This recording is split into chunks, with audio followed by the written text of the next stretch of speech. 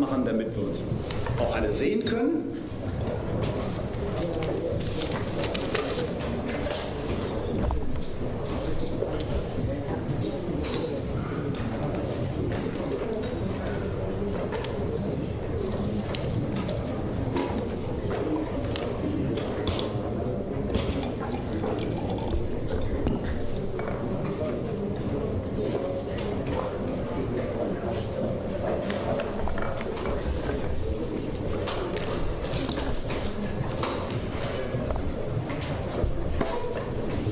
Ich will Sie alle ganz herzlich heute in der Bundespressekonferenz begrüßen mit einer Stellungnahme zur aktuellen Lage im Iran. Ich begrüße dazu Reza Pahlaví und ich begrüße Herrn Vossheit, der ihn als Sprecher begleitet. Lassen Sie mich als kurze Vorbemerkung sagen, dass uns als Bundespressekonferenz sehr bewusst ist, dass diese Einladung an Herrn Pahlaví zu vielfachen Debatten und Diskussionen geführt hat. Wir haben Herrn Pahlaví in den letzten Monaten als gewichtige Stimme innerhalb der iranischen Opposition wahrgenommen und in diesem Sinne haben wir ihn heute auch in die Bundespressekonferenz eingeladen. Die Bundespressekonferenz steht als regierungs- und parteiunabhängige Organisation von Journalistinnen und Journalisten für den konstruktiven und sachlichen Dialog mit verschiedenen Positionen. Wir verstehen uns als gelebte Demokratie und Pressefreiheit und finden gerade deshalb, dass auch die Bundespressekonferenz heute dafür ein geeigneter Ort ist, diesen Austausch vorzunehmen. Das heißt selbstverständlich nicht, dass wir uns mit den Positionen unserer Gäste dann auch gemein machen. Dazu vielen Dank. Wir kommen jetzt zu einem Eingangsstatement von Herrn Pahlaví, dann kommen wir zu den Fragen. Wir haben bis 11 Uhr Zeit. Thank you very much. Members of the press, ladies and gentlemen, good morning. Today I am here before you to speak of the war that has gone unnoticed by too many. The war against the Iranian people by an occupying regime. It is a war that has been going on for 47 years. A war in which the regime just slaughtered 40,000 civilians. And a war in which there is no ceasefire. After years of repression, in January, millions of Iranians rose up. Tens of thousands died. But they did not die for a nuclear deal. They did not die for reform and more of the same. They died for freedom and to reclaim their country. The international media speak of the latest twists and turns of so-called diplomacy, ceasefires, negotiations, deals, but ignores the facts on the ground.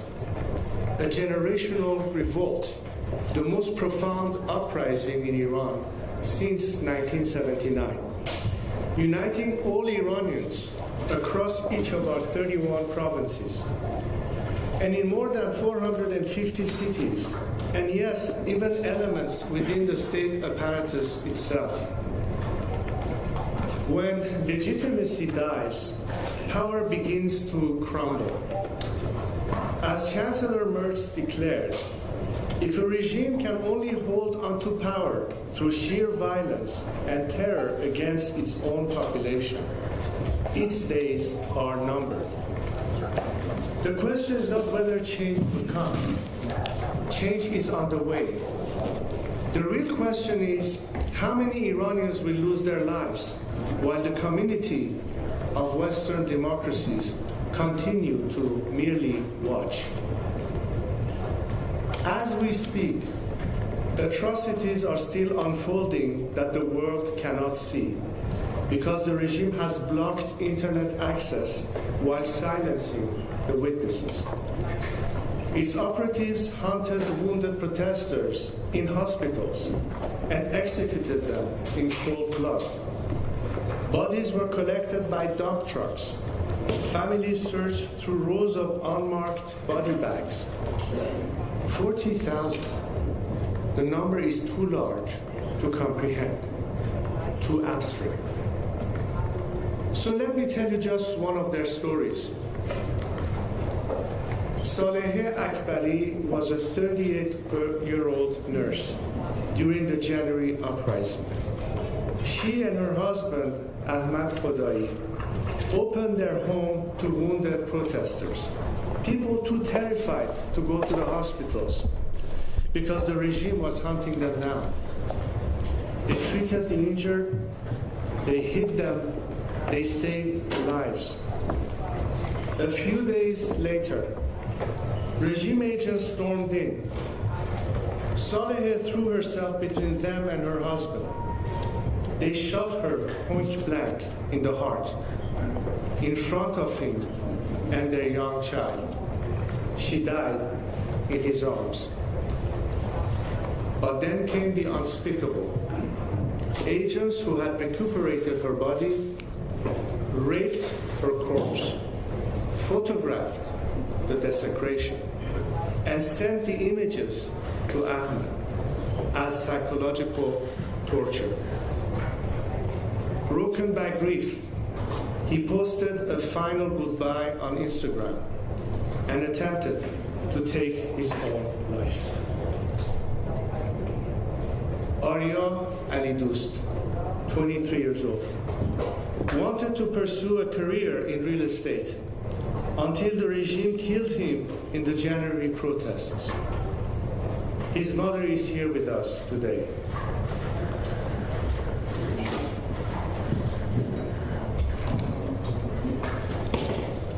Sam Afshari, almost 17, was a champion swimmer. The regime also murdered him in the January protests. His father is here with us today.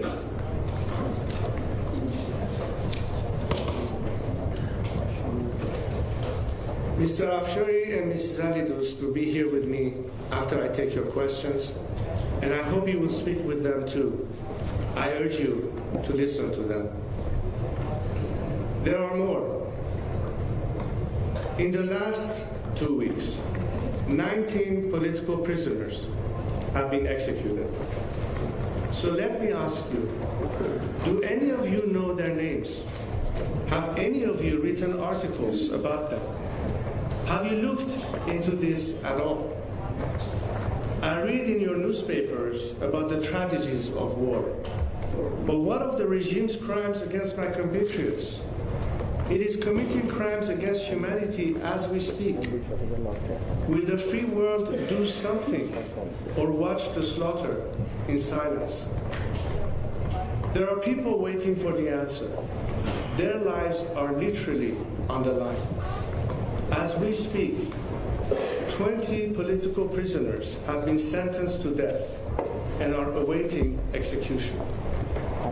Do you know about them? Will you conduct investigation into their shame trials? Each of them is from the January 8th and 9th protests.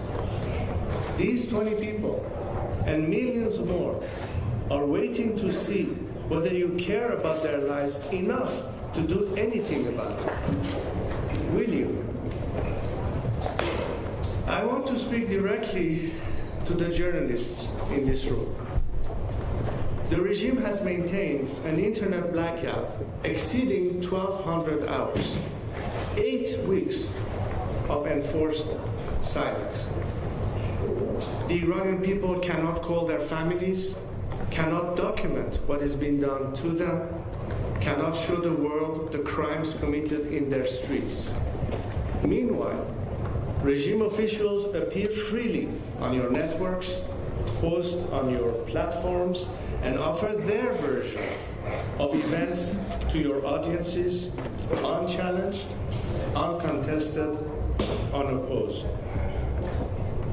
You are the only free press the Iranian people have right now. What you choose to cover and how you choose to cover it will determine whether the world sees this revolution clearly or through the fog the regime is deliberately generating. It can literally determine whether innocent people live or die. I am asking you, as journalists, as professionals who understand what a free press is for, to tell their stories. In Germany, you know all too well the danger of dehumanization. Do not allow Iranians to be dehumanized. They are people. They are brave people. They deserve for their story to be told. President Zelensky told me recently, the world did not help the Iranian people enough. It stood aside, and by the time politicians began forming positions, the Ayatollah had already killed thousands. He warned that brutality, rewarded with survival, sends one signal to every bully: kill enough people, and you stay in power. And yet, here we are again, on the cusp of the same catastrophic mistake. There are many regime propagandists in the West who are calling the regime's negotiators reasonable, moderate, people with whom we can do business. But Ghalibaf and Araqchi are not pragmatists. They are not reformers, nor are the IRGC killers behind the curtains. They are different faces of the same machine that shot Saleh Akbari in the heart. They are the ones who will execute these 20 people I just told you about. Yet you call them pragmatists. Let me tell you, the execution of my people is not pragmatic, nor is the blackmail the regime is threatening you and the world with. If you think you can make peace with this regime, you are sorely mistaken. If you allow it to survive, further conflict is unavoidable. There will never be stability, if even a watered-down version of this system survives. The Iranian people want a clean break. They have paid for it in blood. They will not exchange their freedom for a convenient fantasy that the monsters with blood on their hands have somehow become the diplomats who will deliver peace. I ask you here in this room, who is representing the 40,000 at the negotiation table?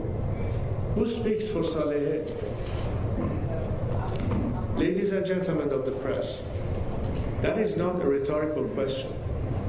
It is your professional responsibility, your moral obligation, and I hope your personal assignment.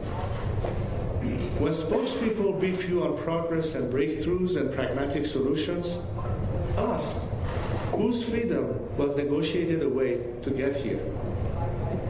The 40,000 cannot hold a press conference. Saleh cannot correct the record, but you can. Europe has not. It claims to stand for human rights, democracy, justice. Yet its politicians ignore the crimes against my people and instead criticize the humanitarian intervention that millions of Iranians pleaded for, the intervention that eliminated the dictator and weakened the regime's apparatus of repression. 88 years after Munich, we gather here in Berlin to ask whether the world will now stand with the people of Iran or continue to engage with the perpetrators of crimes against human dignity, whether it will stand and fight for good or bow to appease evil.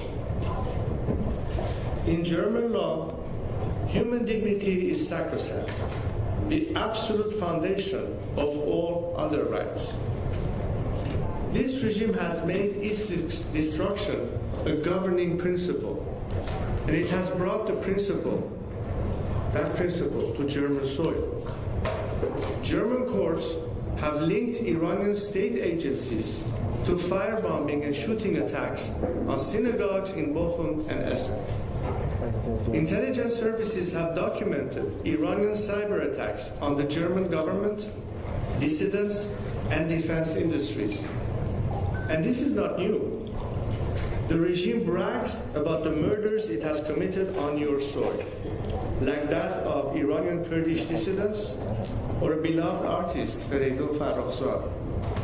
They have no shame. In fact, they boast. This is what they do. They have always done it, and they are doing it still, on European soil, in European cities against Europeans. The threats to Germany and Europe continues to this day. It threatens you with the terrorists it sends to your shores. It threatens you with the suicide drones it sends Putin in the war against Ukraine. It threatens you with its new long-range missiles that can hit the heart of continental Europe. As long as this regime is in place, you will continue to face these threats, and they will only get worse. No deal will solve this. No negotiations will solve this. It is in their DNA.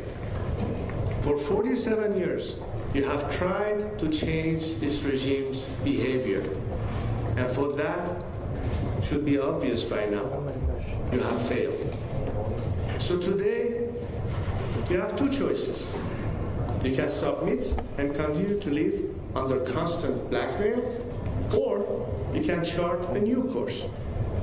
It is time for you to act and solve this problem for good, for your own sake.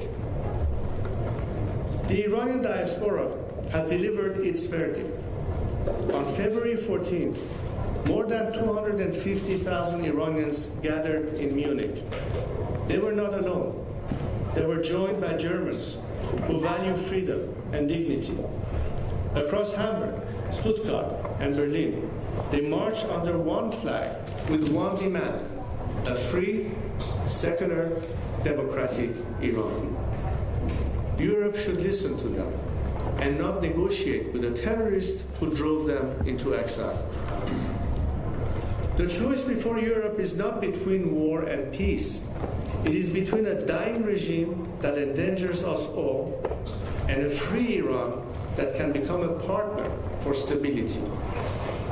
European governments must stop appeasing this regime, expel regime ambassadors, refuse to legitimize any arrangement that preserves the IRGC-centered power structure, prepare to recognize the transitional government when it is announced. The snapback sanctions, the closure of Iranian consulates, the push to list the IRGC as a terrorist organization, these are steps in the right direction, but they are not enough. For 47 years, the world has known Iran through the action of a regime that took a great nation hostage, chose ideology over its people's well-being, and exported terror instead of peace. But that is not the real Iran. The transitional government I envision will honor these commitments from the very first day, and Iran's nuclear ambitions immediately and permanently. And all support for terrorism. Release every hostage. Free every political prisoner. Normalize relations with the international community. A free Iran will be a stabilizing anchor for the entire Middle East, ending the proxy wars that have ravaged Lebanon, Yemen, Iraq, and Syria, and become a partner for regional economic integration. Its energy potential, reconnected to global markets, would benefit European consumers, Persian Gulf neighbors, and the Iranian people alike. This is the single greatest untapped opportunity for regional peace in a generation, and more than $1 trillion in economic opportunity in a decade ahead. That is only possible when this regime is gone, when the Iranian people's revolution succeeds. The Iranian people are not asking you to fight their revolution. They are already doing that, and with a courage that should humble all of us. They are asking something far more modest. Do not legitimize those who oppress them. Do not strengthen those who terrorize them. Prepare for the day when Iran stands free. There are moments in history when neutrality is not a position, it is a decision. When caution is not prudence, it is complicity. You in Germany know this all too well. You know the cost of appeasement. I am asking you, on behalf of a nation, to stand on the right side of history, to stand for justice. The Iranian people have already done the hardest thing. They stood in the street. They faced the gun. They said the name of freedom out loud in a country where that word could get you killed. They did not wait for the world's permission. But they are still waiting for one thing, for the world to catch up with their courage. The choice is yours. With or without the world, with or without Europe, with or without Germany, our fight goes on. We will not rest until our nation is free, until our people have their dignity restored, until justice is served. But if you stand with us, if you act in honor of those 40,000 innocent protesters, you will save lives. You will stop the flow of blood. On the day of our victory, I hope to be able to tell the people of Iran that Germany stood with them. Thank you. Wir danken Ihnen. Wir kommen jetzt zu Ihren Fragen. Ich bitte aufgrund der großen Nachfrage, die ich eine lange Liste schon habe, sich auf eine Frage und eine Nachfrage zu beschränken. Wir fangen mit der Kollegin Dankeschön, thank you very much. Charlotte Weyers, Dutch Public News Channel, NOS. Mr. Pahlaví, thank you. In order to lead a new government in Iran, previously you have emphasized the importance of military involvement of the USA. Now that the US military is involved, at the moment a regime change doesn't seem to be happening. How have your plans changed? What is your new plan now? The strategy is ultimately for people to be able to reclaim the streets. Obviously, when you are faced with such level of brutality, you have to strategically retreat until the time comes for them to safely return to the streets again. This is why a continued campaign will give them minimal protection so that the regime's thugs on the streets cannot shoot to kill people that come out of their homes. That at least gives us an equalizing chance to have a real opportunity for that. The importance of that intervention was exactly the argument that people that are defenseless, that are hostages, need to have some level of outside assistance. That's a factor in our cause for liberation. This protection, how does this look like? Actually, could you please speak? Sorry, yes. How would this protection look like if there is no presence of military in the streets? Because the very same people, when they see that the regime was on the retreat, and that's when they started moving forward, were all of a sudden faced with this brutal reaction. Understand that the regime, in the meantime, is crumbling. There are internal rifts. There are people that are refusing to show up to work to repress the people. They have refused to carry out orders of repression, to the point that the regime had to import over 5,000 elements from outside of Iran, not even Iranian citizens. They come from Afghanistan, they come from Iraq, they come from Lebanon, to do the dirty job, to hit the people. At some point, the regime is going to run out of resources. They're going to run out of the ability to pay their mercenaries. This is an opportunity for the people again. We have to adjust to the reality on the ground. That doesn't mean that we abandon the fight. But the reason I'm here to tell you how important it is for the world not to be observers, to intervene, to act in a humanitarian way, meaning in order to save more lives, you cannot throw the people to the streets to be butchered. They need to have some level of support and protection. That's why foreign intervention was necessary. Otherwise, it would be very difficult for people to think that they can single-handedly and defenseless and unarmed face the brutality of the regime. That's the leveling element. Hallo, die Rheinische Post. Ich würde die Frage auf Deutsch stellen. Oder? Völlig okay. Also ja. Sie können die Fragen auf Deutsch oder auf Englisch stellen, sodass wir haben einen Simultan. Alles klar. Trump hat die Waffenruhe mit dem Iran jetzt auf unbestimmte Zeit verlängert. Was halten Sie von seinem Vorgehen und was würden Sie sich von ihm wünschen?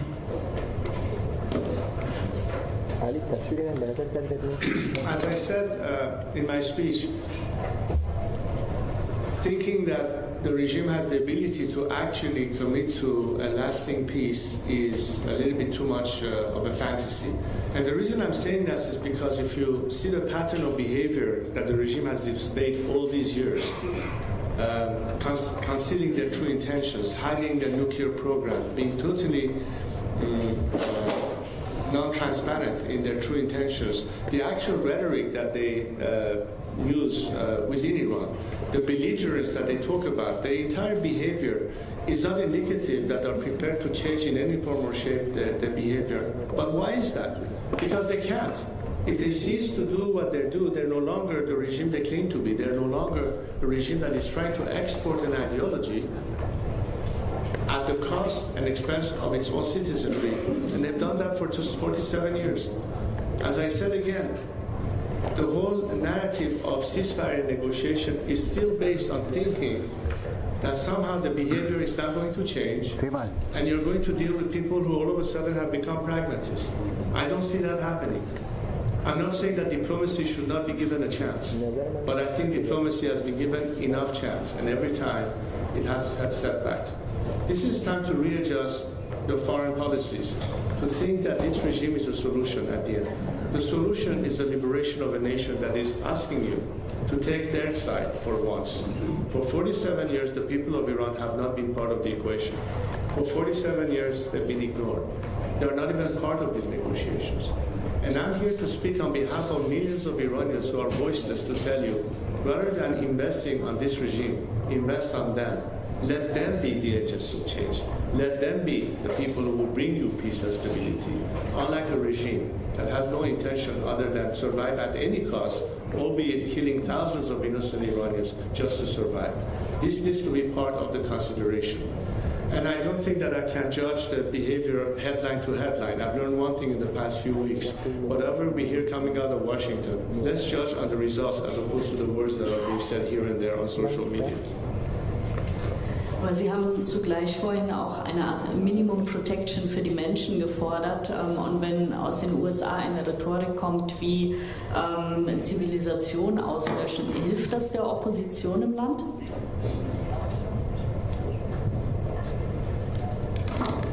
Iran is a country with 25 centuries worth of civilization. For a country that has hardly been on this planet for 250 years celebrating their independence, I don't think that any government or any foreign country can determine the survival of a certain civilization or not. We as Iranians are proud of our civilization, and nothing can change that. The reason is that acknowledging the people of Iran is the best way to preserve not only your own interests, but also preserve a civilization that actually has contributed to the world. I find it surprising that if you realize that Thomas Jefferson actually was inspired by the first Declaration of Human Rights that Cyrus the Great implemented 25 centuries ago. And it is actually within the principles of the US Constitution to talk about Iranian civilization being wiped out. I think this is just words. I'm not taking it seriously.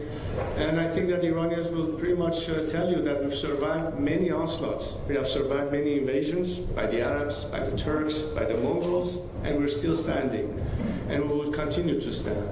And the reason I'm saying this is because if you look at the energy on the streets of Iran, if you follow the streets of Iran, if you see to what extent people are proud of their culture, their heritage, and you can see it also through the diaspora that despite the fact that they've been forced into life outside of their own countries, how proud they are of their culture, nothing will change that. So I'm not at all frazzled or intimidated by any statement that challenges our civilization. On the contrary, I think the world is beginning to recognize that how different Iran can be when the people of Iran are free. And they are the ones who will tell you, we are not warmongers, we are peacemakers. The reason we have been brought to a situation of war is solely because of this regime. This regime is responsible for bringing us to where we are today. For years, I pleaded with the Western governments, do not appease the regime. The day will come that you will finally have to face confrontation. I always said we have to avoid conflict. But the continued policy of appeasement has led us to a point that now we are facing actual war. The responsibility is solely on that of the regime. So the world should not add insult to injury by punishing the Iranian people. The world should stand with the Iranian people and help us put an end to this regime. That's the war that is going on. Remember what I first said in my speech. There's a war going on, the war of the regime against the Iranian people. Now the regime is trying to deflect attention and push the narrative as if they are the victims all of a sudden, and the world is against them. No. They are the first culprit in bringing us to a situation of conflict. The sooner this regime is gone, the conflict will end also. Not by means of negotiation with the remnants of this regime, but by helping the Iranian people overcome and topple this regime. That's the ultimate solution that will bring us an end of this conflict. And all these narratives or all these statements that we hear now and then. The solution lies in that ultimate. Herr Jung. Mr. Pahlaví, a personal question here? I'm sorry, I have a hard time identifying where the sound is coming from. Can you also raise your hand so I'm moving in the right direction? Oh, okay. Now I see. I have a personal question, since we can see outside that you're here with the help of the lobby group Europe-Israel Press Association. The Israeli government supports you taking over in Iran, and the same government that's the same government that started a war of aggression against your country with the US. So many people around the world think that you are an Israeli asset. Are you? Of course not. But I'm a friend to Israel and the Jews, and I tell you why.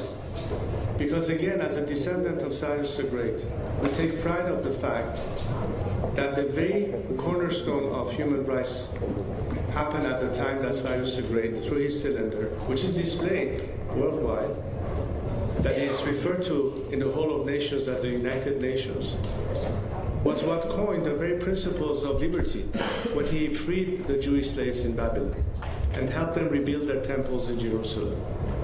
Iranians and Jews have a biblical relationship. In fact, the only two countries that can claim that. In modern history, Iran wasn't the only country in the Middle East that harbored Jews that were escaping Hitler and his regime and were given refuge in Iran. That's part of our history. That's part of our tradition of harboring persecuted people. Jews in Iran were free to practice their faith before the revolution. I'm fighting for their rights to be restored, and that of any other religion in Iran, because one of the cornerstones of human rights should be protecting people in their freedom of religion. That's what I stand for. And I don't need to be an agent of anyone to do that, but I'm an agent of my people. I'm the agent of the Iranian people. I'm standing here because tens of millions of them asked me to be their voice, to talk to people like you today and explain their vision of the future. Thanks for the clarification. And regarding your plan, correct me if I'm wrong, but you have never excluded to restore a permanent monarchy with a democratically elected government serving in your name. Why is that? Don't you think a true democrat would clearly exclude to restore a new monarchy? Well, let's look at Europe right now as an example. Germany is a republic. So is Belgium. France is a democracy. So is Belgium. France is a democracy. So is Sweden. Italy is a democracy. So is Spain. They're all democracies, right? 3 of them are republics, 3 of them are monarchies. So if you're telling me that people don't have a right to decide via the ballot box what's their preferred system, which is what I leave it to, then you're not respecting the will of the Iranian people. I don't get to decide that. You don't get to decide that. They get to decide that. What I stand for is free elections. What I propose is a process whereby, through the ballot box, the majority of the Iranian people will have to decide what is the best system suited for their interests. They get to choose. And the only role that I have for myself, and I offer to be the transitional leader, is precisely to bring them to a position where they can make that choice. And I think democracy is not about eliminating democratic options. It's by allowing people to have choices. So we're not subtracting, we're just allowing people to have a choice, provided, of course, that it is a democratic option. Not every option is democratic. That goes without saying. I'm over here. Hello.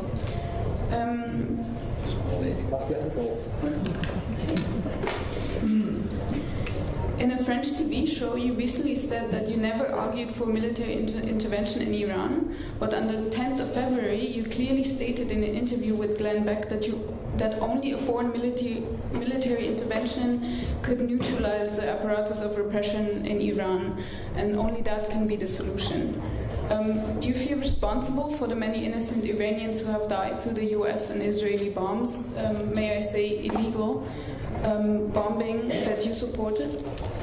First of all, the targeting of the regime's infrastructure and its elements of coercion was absolutely something that the Iranian people actually called for.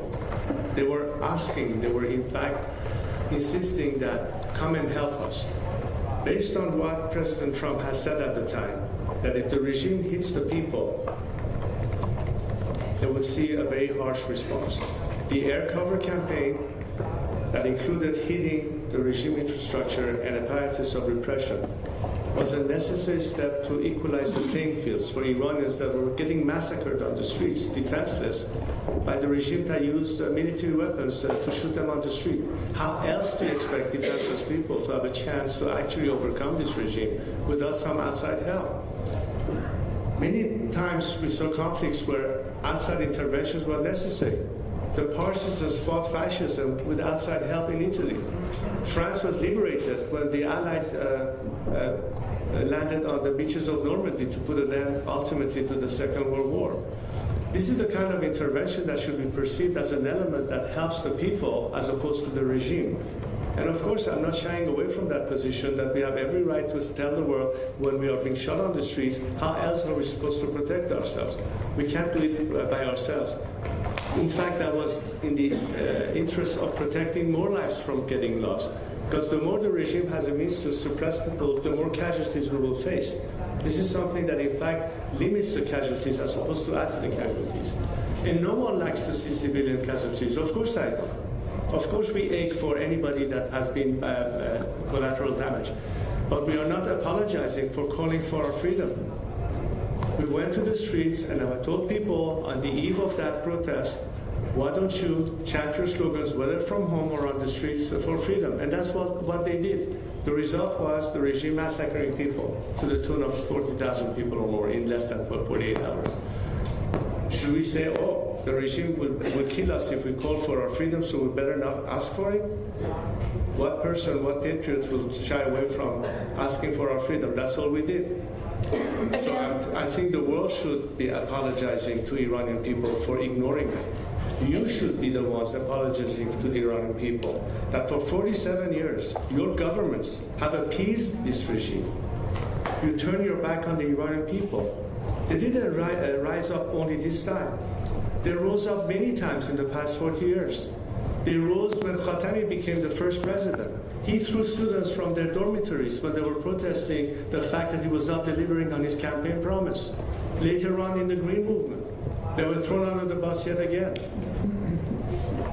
During the Women's Life Freedom Movement, symbolic gestures, but still continued appeasement of the regime. Even today, as I speak to you, you're shifting back to a mode of appeasement. Again, I think you should be apologizing to the people of Iran for appeasing the regime as opposed to having their back. I'm here to tell you, we are asking you this time to support the Iranian people. And we're not going to apologize for that demand because I think the Iranian people deserve your support. And I told you, we will fight the fight regardless of whether you help us or not. But let that be on your conscience. Again, on French TV, you... I think that's too many questions. No, I can ask one more question. That's my right. Again, on French TV, you clearly stated or you denied the fact that you supported military intervention. And yes, now, I did. And of course I did. You denied the fact. Can you please let me ask my question? You denied the fact that you support military intervention. Now, again, you legitimized military intervention. I have another question. Your wife has in the past shared a post with a poster that says "Death to the Left." Do you distance yourself from this sentiment? Is that according to your own values and the values that you want to bring if you ever were to be the leader of Iran? Look, when my wife and many other Iranians were marching on the streets of Paris during the protests during the Women's Life Freedom Movement, they were heckled by the very same left that you say, by chanting slogans calling for the Shah's death or things of that nature. So nobody should be defending that kind of language coming from whatever side it is. I do not condone it. I do not defend it. I think that's below the standard of pluralism and tolerance. But the real issue is to understand what the Iranian people now are focused on. It's not about the left or the right. It's about liberation versus captivity. It is not about who will win the vote at the end of the day. It's about the fact that we don't have the choice to vote right now under this regime. Let's be focused on what's at stake here. And be careful about the narrative that the regime and its elements keep pushing to try to split the Iranian opposition. A narrative that are carefully engaging in social media, in cyberspace, to provoke tension, to provoke conflict. Many of these accusations comes from fake accounts on Instagram and on X. You should know better as journalists. So I ask you to be more diligent and dismiss those fake accounts or those fake narratives that is aimed solely as an attempt to derail the situation. But yes, I also would defend the fact that we should not promote or say that hate speech should be part of the equation. It is frowned upon, it is not acceptable, and I, for one, have always condemned that kind of behavior, and I'm on the record for it.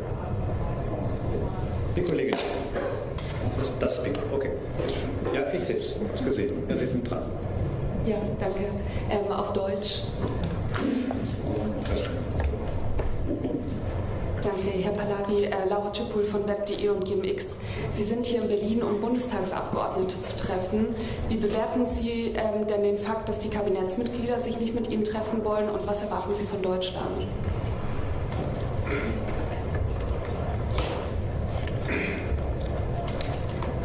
I think it is a shame that, again, government authorities who are under duress because they have to consider the blackmail that the regime forces on them by taking hostages or by other concerns, are not open to have a dialogue with people who are here to represent the voice of the voiceless.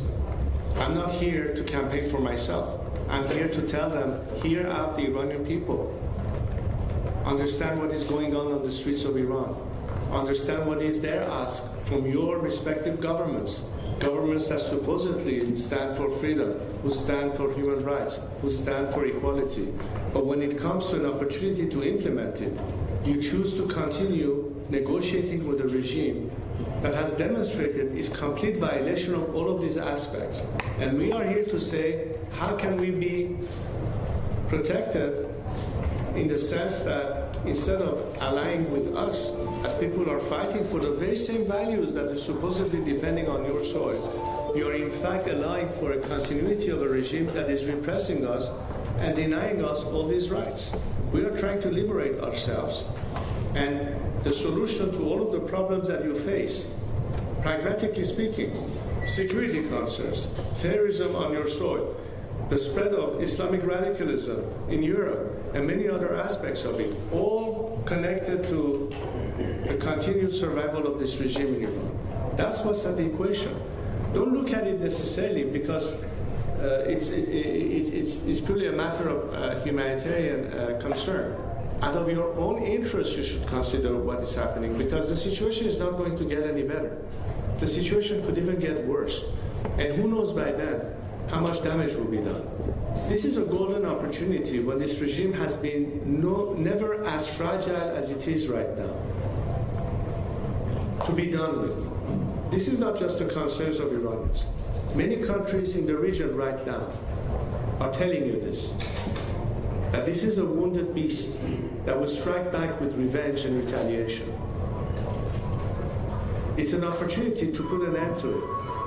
See that as the ultimate solution that will immediately eliminate many of the problems we're facing.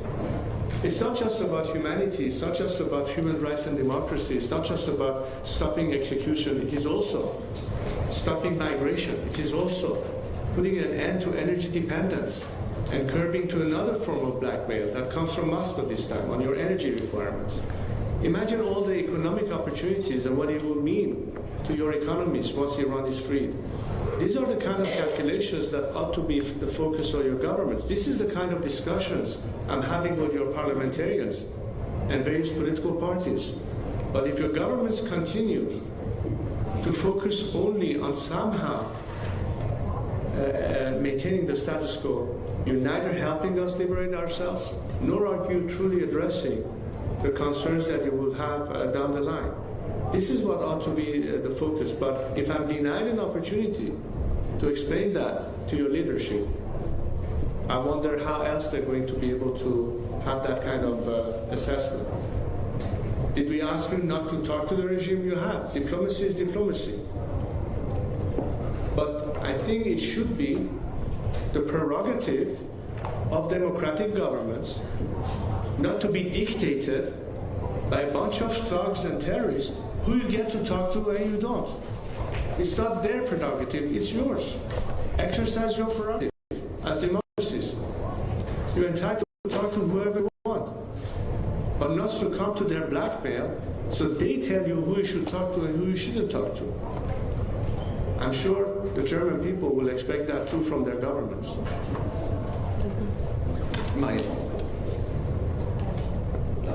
Hello.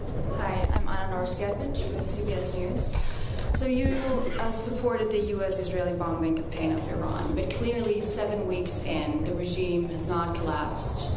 If anything, it gets stronger and more hardline. Did you have, or do you have a reality check after 7 weeks? Do you think that eventually there could be a regime change? And also, aside from military strategies or even policies, what did the West get so wrong about Iran? First of all, your characterization is not something I agree with. The regime has been severely hit. It has been severely fractured. There are dissensions among the ranks. There are defections that have begun weeks ago, even months ago. Elements both within the military and security forces as well as the civil bureaucracy.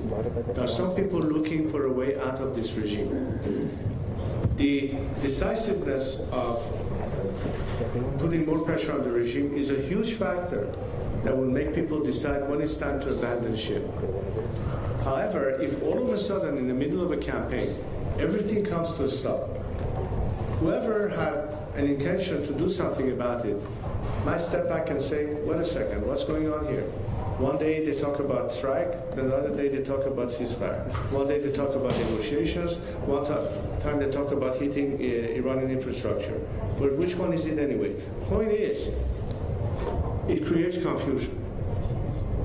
But if the campaign continued in the sense of giving at least the minimal aerial protection, which is what was happening, the drone coverage, that was a necessity, as I said, for people to at least have some degree of equaling the playing field for themselves.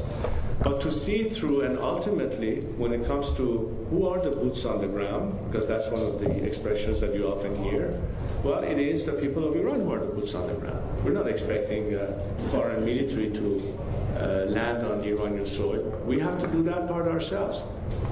So Europe says, we don't want to be involved in conflict. We don't want to be sending troops and all that. Fine. But there's a lot of things that Europe can do that it hasn't.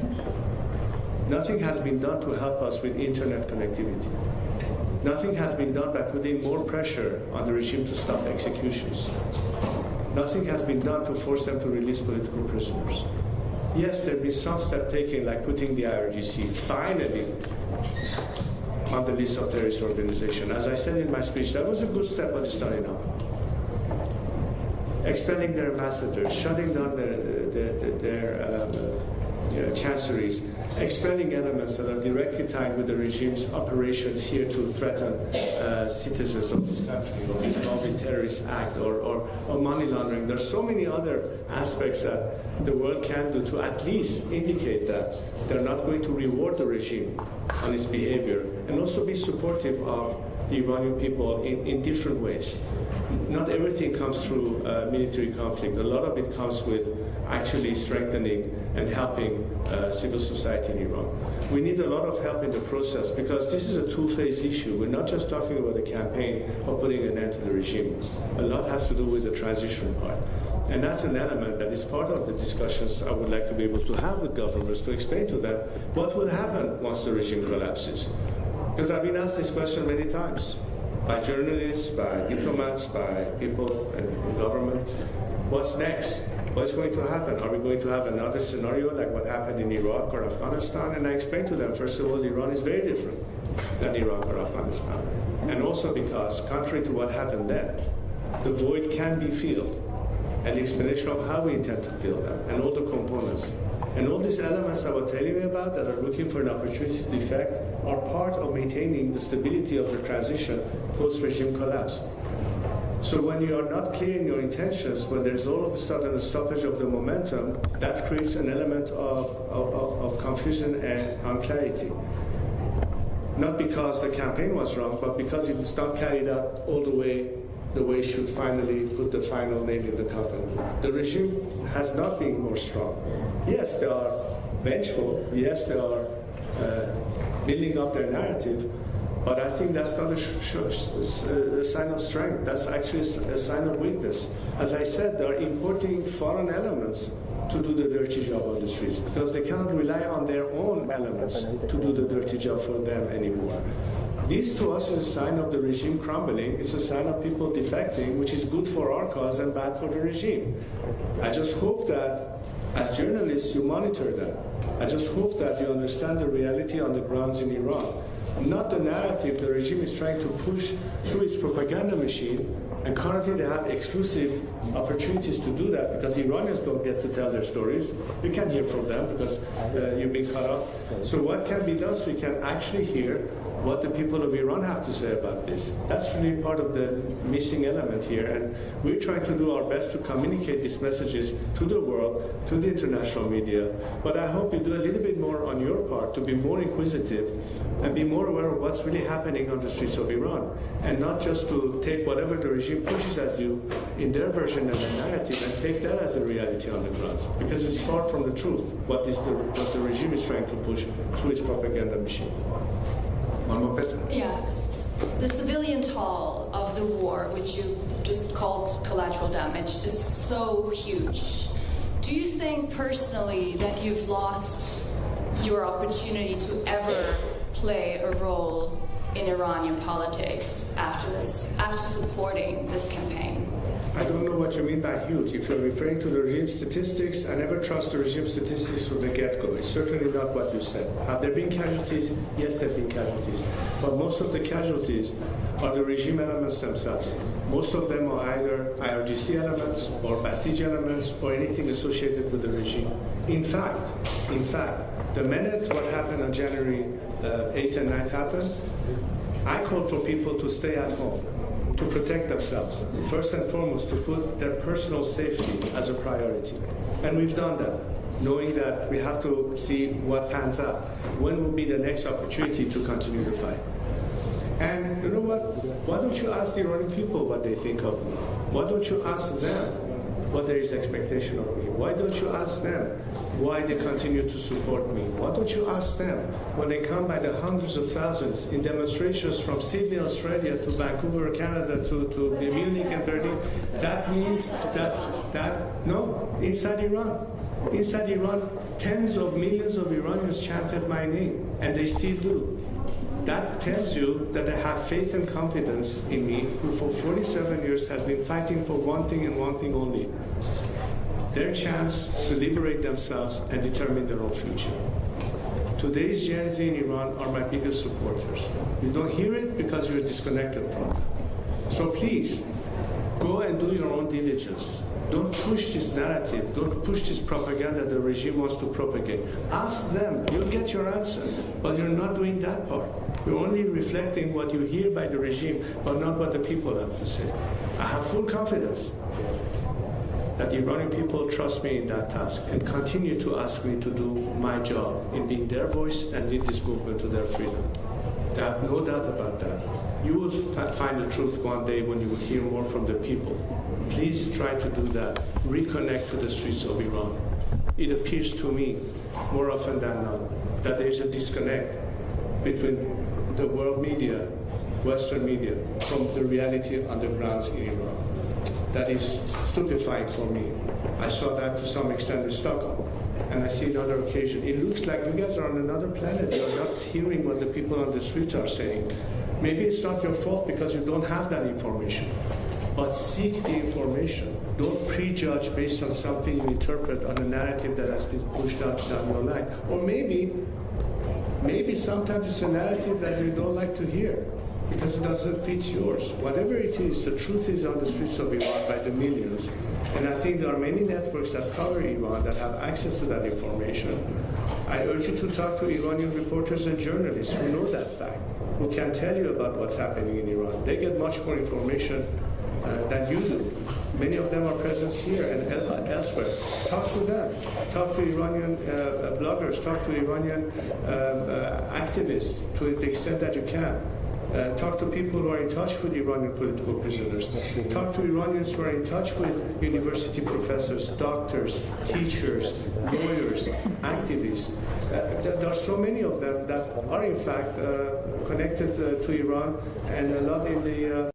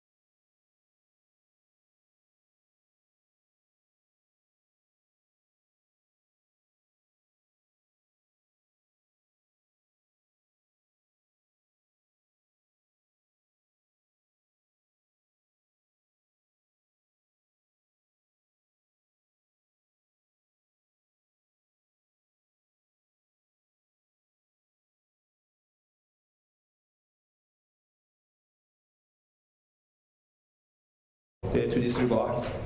Thank you. I want to make sure I understand the second part of your question. What it is that, could you repeat that part? My second question is, how can people and civil society group in Iran support one another in coping with these pressures? And what is your plan for that?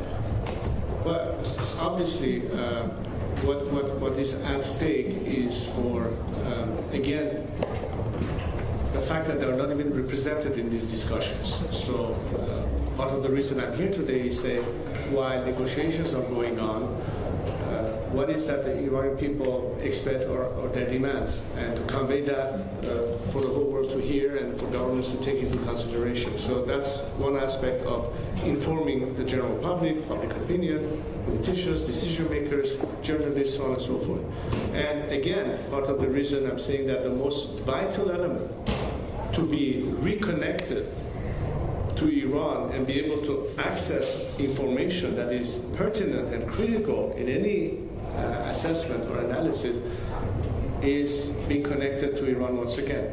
The internet blockage is a huge, huge element that is at stake.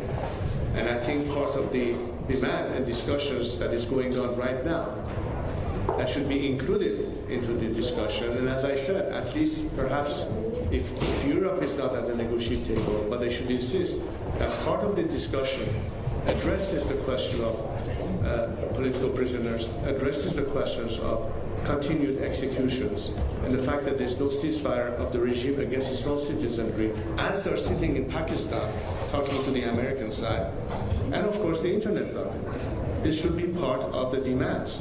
not just nuclear enrichment or the Strait of Hormuz or whatever else it is. So that's one thing.